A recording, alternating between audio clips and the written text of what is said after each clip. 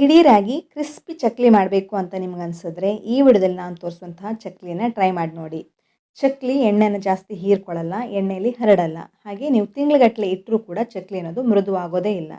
ಕೇವಲ 10 ನಿಮಿಷದಲ್ಲಿ ಮಾಡುವಂತಹ ಈ ಕರುಮ್ ಕುರುಮ್ ಚಕ್ಲಿಯನ್ನು ಫಸ್ಟ್ ಟೈಮ್ ಮಾಡೋರು ಕೂಡ ಪರ್ಫೆಕ್ಟಾಗಿ ಮಾಡ್ಕೊಳ್ಬೋದು. ಸರಿಯಾದ ಅಳತೆ ಹಾಗೆ ಈ ವಿಡಿಯೋದಲ್ಲಿ ತೋರಿಸುವಂತಹ ಚಿಕ್ಕ ಚಿಕ್ಕ ಟಿಪ್ಸ್ಗಳನ್ನು ಫಾಲೋ ಮಾಡಿದರೆ ಈ ಕ್ರಿಸ್ಪಿ ಚಕ್ಲಿಯನ್ನು ನೀವು ಕೂಡ ಮನೆಯಲ್ಲೇ ಮಾಡ್ಕೊಳ್ಬೋದು. ಬನ್ನಿ ಇದನ್ನು ಹೇಗೆ ಮಾಡ್ಕೊಳ್ಳೋದಂತ ನೋಡೋಣ. ಹಲೋ ಫ್ರೆಂಡ್ಸ್, ನಮಸ್ತೆ. ಶ್ರೀ ಮ್ಯಾಜಿಕ್ ಕಿಚನ್ಗೆ ಸುಸ್ವಾಗತ. ನಾನಿಲ್ಲಿ 1/4 ಕಪ್ಗಿಂತಲೂ ಕಡಿಮೆ ಅಂದರೆ 2 ದೊಡ್ಡ ಟೇಬಲ್ ಸ್ಪೂನ್ ಆಗೋಷ್ಟು ಹೆಸರುಬೇಳೆಯನ್ನು ಉಪಯೋಗಿಸ್ಕೊಳ್ತಾ ಇದ್ದೀನಿ. ಹಾಗೆ ಅದೇ ಪ್ರಮಾಣದಲ್ಲಿ 2 ದೊಡ್ಡ ಟೇಬಲ್ ಸ್ಪೂನ್ ಆಗೋಷ್ಟು ಹುರ್ಗಡ್ಲೆ ಅಥವಾ ಪುಟಾಣಿಯನ್ನು ಕೂಡ ಹಾಕ್ಕೊಂಡು ಹುರ್ಕೊಂಡಿದ್ದೀನಿ. 2 ಸೇರಿ 1/4 ಕಪ್ ಆಗಿದೆ. 2 ಈಕ್ವಲ್ ಪ್ರಮಾಣದಲ್ಲಿದೆ, ಸಮ ಪ್ರಮಾಣದಲ್ಲಿ ತೊಗೊಂಡಿದ್ದೀನಿ. ಎರಡನ್ನೂ ಚೆನ್ನಾಗಿ ಹುರ್ಕೊಳ್ಬೇಕು. ಸ್ವಲ್ಪ ಬೆಚ್ಚಗಾಗೋ ತನಕ ಹುರ್ಕೊಂಡ್ರೆ ಸಾಕು. ಕಲರ್ ಏನು ಚೇಂಜ್ ಆಗಬೇಕಂತ ಏನಿಲ್ಲ. ಘಮ ಬರ್ತಾ ಇದೆ ಅನ್ನುವಾಗ ಇದನ್ನು ಆಫ್ ಮಾಡ್ಕೊಳ್ಳಿ. ಗ್ಯಾಸ್ ಫ್ಲೇಮನ್ನು 1 ಸೆಕೆಂಡ್ ಹುರ್ಕೊಂಡ್ರೆ ಸಾಕು. ನೋಡಿದ್ದೀಗ ಚೆನ್ನಾಗಿ ಹುರ್ಕೊಂಡಿದ್ದಾಗಿದೆ. ಸ್ವಲ್ಪ ಬಿಸಿ ಇದೆ, ಹಾಗಾಗಿ ಇದನ್ನು ತಣ್ಣಗಾಗೋದಕ್ಕೆ ಇಡಬೇಕಾಗತ್ತೆ. ಕೂಡಲೇ ಇದನ್ನು ಉಪಯೋಗಿಸ್ಕೊಳ್ಳೋದಕ್ಕೆ ಹೋಗಬೇಡಿ. ಇದನ್ನು ನಾನೊಂದು ಪ್ಲೇಟಿಗೆ ಹಾಕ್ಕೊಂಡು ಇದನ್ನು ತಣ್ಣಗಾಗೋದಕ್ಕೆ ಇಡ್ತಾ ಇದ್ದೀನಿ. ಈಗ ಅದೇ ಪ್ಯಾನ್ಗೆ ಸುಮಾರು 1 ಕಪ್ ಆಗೋಷ್ಟು, ನೋಡಿ ಇದೀಗ 1 ಕಪ್ ತೊಗೊಂಡಿದ್ದೀನಿ ಅಕ್ಕಿ ಹಿಟ್ಟನ್ನು ತೊಗೊಂಡಿರೋದು ನಾನು. ಇದನ್ನು ಕೂಡ ಸ್ವಲ್ಪ ಬೆಚ್ಚಗೆ ಮಾಡ್ಕೊಳ್ಬೇಕು. ಜಾಸ್ತಿ ಏನು ಹುರ್ಕೊಳ್ಬೇಕಂತೇನಿಲ್ಲ. ಸ್ವಲ್ಪ ಬೆಚ್ಚಗೆ ಆಗ್ತಾ ಇದೆ ಅನ್ನುವಾಗ ಗ್ಯಾಸ್ ಫ್ಲೇಮನ್ನು ಆಫ್ ಮಾಡ್ಕೊಳ್ಳಿ. ತುಂಬ ಚೆನ್ನಾಗಿ ಬರುತ್ತೆ. ಹಾಗಾಗಿ ನಾನು ಇದನ್ನು ಹುರ್ಕೊಂಡಿರೋದು ಅಕ್ಕಿ ಹಿಟ್ಟನ್ನು. ಈಗ ಈ ಬೇಳೆಗಳನ್ನ ಕೂಡ ಪೌಡ್ರ್ ಮಾಡ್ಕೊಳ್ಬೇಕಾಗತ್ತೆ. ಕಂಪ್ಲೀಟಾಗಿ ತಣ್ಣಗಾಗಿದೆ. ಇದನ್ನು ನಯವಾಗಿ ಪೌಡ್ರ್ ಮಾಡ್ಕೊಳ್ಬೇಕು. ಎಷ್ಟು ಸಾಧ್ಯ ಆಗುತ್ತೋ ಅಷ್ಟು ನಯವಾಗಿ ಇದನ್ನು ಪೌಡ್ರ್ ಮಾಡಿಕೊಂಡು ತೊಗೊಳ್ಳಿ. ನೋಡಿ, ಒಂದು ಸ್ವಲ್ಪನೂ ತರ್ತರಿ ಇಲ್ಲ, ಆದರೂ ಸ್ವಲ್ಪ ತರ್ತರಿ ಇದ್ದೇ ಇರುತ್ತೆ. ಹಾಗಾಗಿ ಇದನ್ನು ಜರಡಿ ಹಿಡ್ಕೊಂಡು ಹಾಕ್ಕೊಳ್ಬೇಕಾಗತ್ತೆ.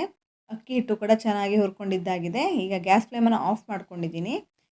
ಹೆಸರುಬೇಳೆ ಹಾಗೆ ಹುರ್ಗಡ್ಲೆ ಪೌಡ್ರನ್ನು ನೋಡಿ ನಾನೀಗ ಡೈರೆಕ್ಟಾಗಿ ಹಾಕ್ಕೊಳ್ತಾ ಇಲ್ಲ, ಈ ರೀತಿ ಜರಡಿ ಹಿಡ್ಕೊಂಡು ಹಾಕ್ಕೊಳ್ತಾ ಇದ್ದೀನಿ. ಇದರಲ್ಲಿ ತರ್ತರಿ ಎಲ್ಲ ಇದ್ದೇ ಇರುತ್ತೆ, ಹಾಗಾಗಿ ಒಂದು ಸಲ ಜರಡಿ ಹಿಡ್ಕೊಂಡು ಹಾಕ್ಕೊಳ್ಳಿ.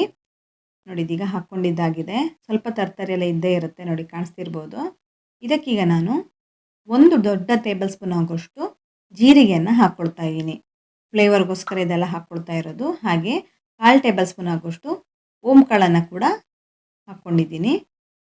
ಈ ಹಿಟ್ಟಿನ ಜೊತೆಗೆ ನಾನೀಗ 1 ಟೇಬಲ್ ಸ್ಪೂನ್ ಆಗೋಷ್ಟು ಬಿಳಿ ಎಳ್ಳನ್ನು ಕೂಡ ಹಾಕ್ಕೊಳ್ತಾ ಇದ್ದೀನಿ. ಹಾಗೆ ಒಂದು 1/4 ಟೇಬಲ್ ಸ್ಪೂನ್ ಆಗೋಷ್ಟು ಉಪ್ಪನ್ನು ಹಾಕ್ಕೊಂಡಿದ್ದೀನಿ. ಉಪ್ಪು ಹೆಚ್ಚು ಕಡಿಮೆ ಹಾಕ್ಕೊಳ್ಬೋದು, ರುಚಿಗೆ ಅನುಗುಣವಾಗಿ ಉಪ್ಪನ್ನು ಸೇರಿಸ್ಕೊಳ್ಳೋದು. ಇದನ್ನೆಲ್ಲ ಚೆನ್ನಾಗಿ ಮಿಕ್ಸ್ ಮಾಡ್ಕೊಳ್ಳಿ. ನೋಡಿ ಇದೀಗ ಚೆನ್ನಾಗಿ ಮಿಕ್ಸ್ ಮಾಡ್ಕೊಂಡಿದ್ದಾಗಿದೆ.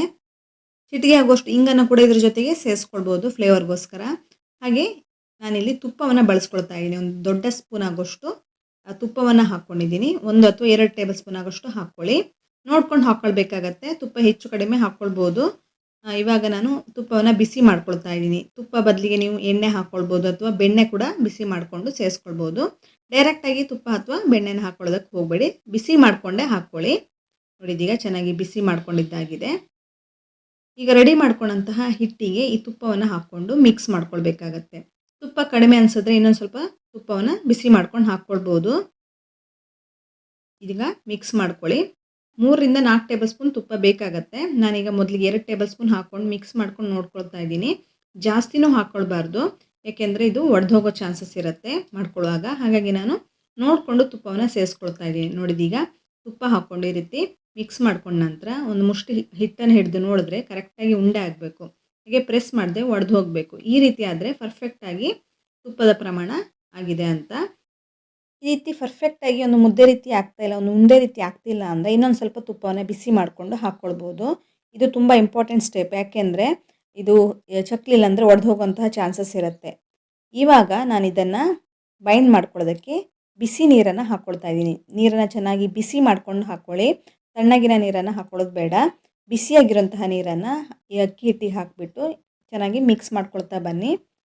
1 ಕಪ್ ಅಕ್ಕಿ ಹಿಟ್ಟಿಗೆ ಸುಮಾರು 3/4ರಿಂದ 1 ಕಪ್ ನೀರು ಬೇಕಾಗತ್ತೆ. ಸ್ವಲ್ಪ ಹಾಕ್ಕೊಳ್ಳಿ, ಒಂದೇ ಸಲ ಹಾಕ್ಕೊಳ್ಳೋದಕ್ಕೆ ಹೋಗಬೇಡಿ. ಚೆನ್ನಾಗಿ ಅಂಟುತ್ತೆ. ಈ ರೀತಿ ಬಿಸಿನೀರನ್ನು ಹಾಕ್ಕೊಳ್ಳೋದ್ರಿಂದ. ತಣ್ಣಗಿನ ನೀರನ್ನು ಹಾಕ್ಕೊಂಡ್ರೆ ಈ ರೀತಿ ಪರ್ಫೆಕ್ಟಾಗಿ ಅಂಟ್ಕೊಳ್ಳಲ್ಲ. ಬಿಸಿ ನೀರನ್ನು ಚೆನ್ನಾಗಿ ಕಾಯಿಸ್ಕೊಂಡು ಹಾಕ್ಕೊಳ್ಳಿ. ನೋಡಿ ಇದೀಗ ಚೆನ್ನಾಗಿ ಕುದ್ದಿರಬೇಕು ನೀರು. ಬಿಸಿ ಬಿಸಿ ನೀರನ್ನು ಹಾಕ್ಕೊಂಡ್ರೆ ಈ ರೀತಿ ಪರ್ಫೆಕ್ಟಾಗಿ ಮಾಡ್ಕೊಳ್ಬೋದು. ಅದನ್ನೀಗ ಮುಚ್ಚಿಡ್ತಾ ಇದ್ದೀನಿ. ಹಾಗೆ ಓಪನ್ ಆಗಿ ಇಡೋದಕ್ಕೆ ಹೋಗಬೇಡಿ, ಡ್ರೈ ಆಗಿಬಿಡುತ್ತೆ. ಇವಾಗ ನಾನು ಚಕ್ಲಿ ಮಿಷನಿಗೆ ಸ್ವಲ್ಪ ಎಣ್ಣೆಯನ್ನು ಸವರ್ಕೊಳ್ತಾ ಇದ್ದೀನಿ. ಎಣ್ಣೆ ಅಥವಾ ತುಪ್ಪ ಏನು ಬೇಕಾದರೂ ಸವರ್ಕೊಳ್ಬೋದು. ಈ ರೀತಿ ಚೆನ್ನಾಗಿ ಎಣ್ಣೆನ ಹಾಕ್ಕೊಂಡು ಈ ಚಕ್ಲಿಯನ್ನು ನೀವು ಒಂದು ಪ್ಲೇಟ್ ಮೇಲ್ಗಡೆ ಈ ರೀತಿ ಎಣ್ಣೆಯನ್ನು ಸವರ್ಕೊಂಡು ಹಾಕ್ಕೊಳ್ಬೋದು, ಅಥವಾ ಪ್ಲಾಸ್ಟಿಕ್ ಶೀಟ್ ಮೇಲೆ, ಬಟರ್ ಶೀಟಿನ ಮೇಲೆ, ಯಾವುದರ ಮೇಲ್ಗಡೆ ಕೂಡ ಈ ರೀತಿ ಹಾಕ್ಕೊಳ್ಬೋದು. ಈ ರೀತಿ ಒಂದು ಚೂರು ಕಟ್ಟಾಗ್ತಾ ಇಲ್ಲ ನೋಡಿ, ಕಾಣಿಸ್ತಿರ್ಬೋದು. ನಿಮ್ಗೆ ಯಾವ ಸೈಜಲ್ಲಿ ಬೇಕೋ ಆ ಸೈಜಲ್ಲಿ ಚಕ್ಲಿನ ಮಾಡ್ಕೊಂಡ್ರೆ ಆಯಿತು. ನೋಡಿದೀಗ ಎರಡೂ ಕಡೆ ಚೆನ್ನಾಗಿ ಲಾಕ್ ಮಾಡ್ಕೊಳ್ಬೇಕು, ಇಲ್ಲಾಂದರೆ ಎಣ್ಣೆಗೆ ಹಾಕ್ಕೊಂಡು ಕೂಡಲೇ ಒಡ್ಕೊಂಡು ಬಿಡುತ್ತೆ, ಏನಂದರೆ ಓಪನ್ ಆಗಿಬಿಡತ್ತೆ. ಈ ರೀತಿ ಸೌಟಿನ ಸಹಾಯದಿಂದ ಇದನ್ನು ತೆಗೆದು ಎಣ್ಣೆಗೆ ಹಾಕ್ಕೊಳ್ಬೋದು, ಅಥವಾ ಡೈರೆಕ್ಟಾಗಿ ನೀವು ಸೌಟ್ ಮೇಲ್ಗಡೆ ಕೂಡ ಮಾಡ್ಕೊಳ್ಬೋದು. ನಿಮಗೆ ಯಾವುದು ಈಸಿ ಆಗುತ್ತೋ ಹಾಗೆ ಮಾಡ್ಕೊಳ್ಳಿ. ಇಲ್ಲಾಂದರೆ ನಿಮಗೆ ತುಂಬ ಎಕ್ಸ್ಪೀರಿಯೆನ್ಸ್ ಇದ್ದರೆ ಚಕ್ಲಿ ಮಾಡೋದು, ಡೈರೆಕ್ಟಾಗಿಯೇ ಈ ರೀತಿ ಕೈಯಲ್ಲೇ ತೆಗೆದ್ಬಿಟ್ಟು ಮಾಡ್ಕೊಳ್ಬೋದು. ಫಸ್ಟ್ ಟೈಮ್ ಮಾಡ್ಕೊಳ್ಳೋದಾದರೆ ಈ ರೀತಿ ಸೌಟಿನ ಸಹಾಯದಿಂದ ತೆಗಿಬೋದು, ಅಥವಾ ಕೈಯಲ್ಲಿ ಕೂಡ ತಗೊಳ್ಬೋದು. ಯಾವುದು ಈಸಿ ಅನಿಸುತ್ತೋ ಆ ರೀತಿ ಮಾಡ್ಕೊಳ್ಳಿ. ನೋಡಿ, ಈಗ ಇನ್ನೊಂದು ಮಾಡಿ ತೋರಿಸ್ತಾ ಇದ್ದೀನಿ. ತುಂಬಾ ಈಸಿ ಚಕ್ಲಿ ಮಾಡ್ಕೊಳ್ಳೋದಕ್ಕೆ, ಜಾಸ್ತಿ ಸಮಯ ಕೂಡ ತಗೊಳ್ಳಲ್ಲ. ಈವ್ನಿಂಗ್ ಸ್ನ್ಯಾಕ್ಸ್ ರೀತಿಯೂ ಇದನ್ನು ಮಾಡ್ಕೊಳ್ಬೋದು, ಅಥವಾ ವಿಶೇಷ ಸಂದರ್ಭಕ್ಕೆ, ಹಬ್ಬಕ್ಕೆ ಕೂಡ ಇದನ್ನು ರೆಡಿ ಮಾಡ್ಕೊಳ್ಬೋದು. ಹೆಚ್ಚು ಸಮಯ ಇಲ್ಲದಿದ್ದಾಗ ಈ ರೀತಿ ಚಕ್ಲಿ ಮಾಡ್ಕೊಳ್ಬೇಕಂತಂದು ಇದ್ದರೆ ಈ ರೀತಿ ಮಾಡಿ ನೋಡಿ, ತುಂಬ ಚೆನ್ನಾಗಿ ಬರುತ್ತೆ. ಎಲ್ಲವನ್ನ ಮಾಡಿ ಒಂದು ಪ್ಲೇಟಲ್ಲಿ ಇಟ್ಕೊಳ್ತಾ ಇದ್ದೀನಿ. ನಂತರ ನೀಟಾಗಿ ಎಣ್ಣೆಗೆ ಹಾಕ್ಕೊಂಡು ಕಾಯಿಸ್ಕೊಳ್ಬೇಕಾಗತ್ತೆ. ಎರಡೂ ಕಡೆ ಚೆನ್ನಾಗಿ ಲಾಕ್ ಮಾಡ್ಕೊಳ್ಳೋದು ತುಂಬ ಇಂಪಾರ್ಟೆಂಟ್ ಸ್ಟೆಪ್ಪು. ಇವಾಗ ನೋಡಿ, ನಾನು ಒಂದು ಚಿಕ್ಕ ತುಂಡನ್ನು ಎಣ್ಣೆಗೆ ಹಾಕಿ ನೋಡಿದೆ. ಹಾಕಿದ ಕೂಡಲೇ ಮೇಲ್ಗಡೆ ಬರಬಾರ್ದು, ಚೆನ್ನಾಗಿ ಕಾಯ್ದಿರಬೇಕಂತೇನಿಲ್ಲ, ನಾರ್ಮಲಾಗಿ ಕಾದಿರಬೇಕಾಗತ್ತೆ. ಬಬಲ್ಸ್ ಬರಬೇಕು ಹಾಕಿದ ಕೂಡಲೇ. ಸ್ವಲ್ಪ ಹೊತ್ತಿನ ನಂತರ ಅದಾಗಿ ಮೇಲ್ಗಡೆ ಬರುತ್ತೆ. ನೋಡಿದೀಗ ಒಂದು ಸಲ ಎಷ್ಟಾಗುತ್ತೋ ಅಷ್ಟು ಚಕ್ಲಿಯನ್ನು ಹಾಕ್ಕೊಂಡು ಉಲ್ಟಾ ಪಲ್ಟಾ ಹಾಕ್ಕೊಳ್ತಾ ಚೆನ್ನಾಗಿ ಕಾಯಿಸ್ಕೊಳ್ಬೇಕಾಗತ್ತೆ. ಹಾಕಿದ ಕೂಡಲೇ ಮುಟ್ಟೋದಕ್ಕೆ ಹೋಗಬೇಡಿ, ಸ್ವಲ್ಪ ಗಟ್ಟಿ ಆಗಬೇಕು. ಎಣ್ಣೆಯಲ್ಲಿ ಕಾಯ್ತಾ ಕಾಯ್ತಾ ಎರಡೂ ಕಡೆ ಚೆನ್ನಾಗಿ ಕಾಯಬೇಕಾಗತ್ತೆ. ಹಾಕಿದ ಕೂಡಲೇ ತುಂಬ ನೊರೆ ನೊರೆಯಾಗಿ ಬರುತ್ತೆ ನೋಡಿ, ಕಾಣಿಸ್ತಿರ್ಬೋದು. ಸ್ವಲ್ಪ ಹೊತ್ತಿನ ನಂತರ ಚೆನ್ನಾಗಿ ಕಾಯ್ತಾ ಇದ್ದ ಹಾಗೆ ಆ ನೊರೆ ನೊರೆ ಅನ್ನೋದು ಬಬಲ್ಸ್ ಎಲ್ಲ ಕಮ್ಮಿ ಆಗ್ತಾ ಬರುತ್ತೆ. ನಂತರ ಇದನ್ನು ಎಣ್ಣೆಯಿಂದ ತೆಗಿಬೇಕಾಗತ್ತೆ. ಕೂಡಲೇ ಎಣ್ಣೆಯಿಂದ ತೆಗಿಯೋದಕ್ಕೆ ಹೋಗಬೇಡಿ, ಯಾಕೆಂದರೆ ನಿಮಗೆ ಅನಿಸುತ್ತೆ ಕಾದಿದೆ, ಚೆನ್ನಾಗಿ ಬೆಂದಿದೆ ಅಂತ, ಆದರೆ ಸಾಫ್ಟಾಗಿ ಬರುತ್ತೆ ನೀವು ಎಣ್ಣೆಯಿಂದ ಕೂಡಲೇ ತೆಗೆದ್ರೆ. ನೋಡಿದೀಗ ಎಣ್ಣೆಯಲ್ಲಿ ಬಬಲ್ಸ್ ಎಲ್ಲ ಸ್ವಲ್ಪ ಕಮ್ಮಿ ಆಗಿದೆ, ಕಂಪ್ಲೀಟಾಗಿ ಕಮ್ಮಿ ಆಗ್ತಾ ಇದೆ ಅನ್ನುವಾಗ ತೆಗೆದ್ರೆ ಆಯಿತು. ಇದನ್ನು ತೆಗೆದೊಂದು ಪ್ಲೇಟಲ್ಲಿ ಇಟ್ಕೊಂಡಿರ್ತೀನಿ. ಇದೇ ರೀತಿ ಉಳಿದಿರೋದನ್ನು ಕೂಡ ಹಾಕ್ಕೊಳ್ತಾ ಇದ್ದೀನಿ. ಗ್ಯಾಸ್ ಫ್ಲೇಮನ್ನು ಮೀಡಿಯಮ್ ಫ್ಲೇಮಲ್ಲೇ ಇಟ್ಕೊಳ್ಳಿ. ನೋಡಿ, ಈಗ ಹಾಕಿದ ಕೂಡಲೇ ಬಬಲ್ಸ್ ಬರ್ತಾ ಇದೆ. ಹೈ ಫ್ಲೇಮಲ್ಲೆಲ್ಲ ಇಟ್ಕೊಳ್ಳೋದಕ್ಕೆ ಹೋಗಬೇಡಿ, ಕಲರ್ ಚೇಂಜ್ ಆಗಿಬಿಡುತ್ತೆ ಚಕ್ಲಿದು, ಆದರೆ ಚೆನ್ನಾಗಿ ಬೆಂದಿರಲ್ಲ.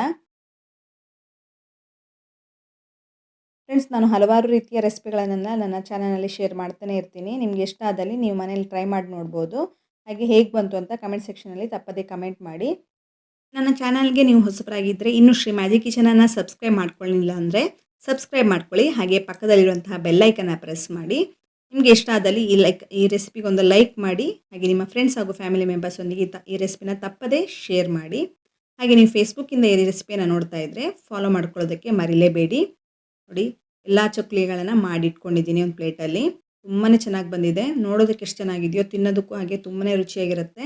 ಇದನ್ನು ನೀವು ಒಂದು ಡಬ್ಬಿಯಲ್ಲಿ ತಿಂಗಳಗಟ್ಟಲೆ ಸ್ಟೋರ್ ಮಾಡಿ ಇಟ್ಕೊಳ್ಬೋದು. ನೋಡಿ, ಕಾಣಿಸ್ತಿರ್ಬೋದು ಎಷ್ಟು ಕುರುಮಾಗಿ ಬಂದಿದೆ, ಗರ್ಗರಿಯಾಗಿದೆ.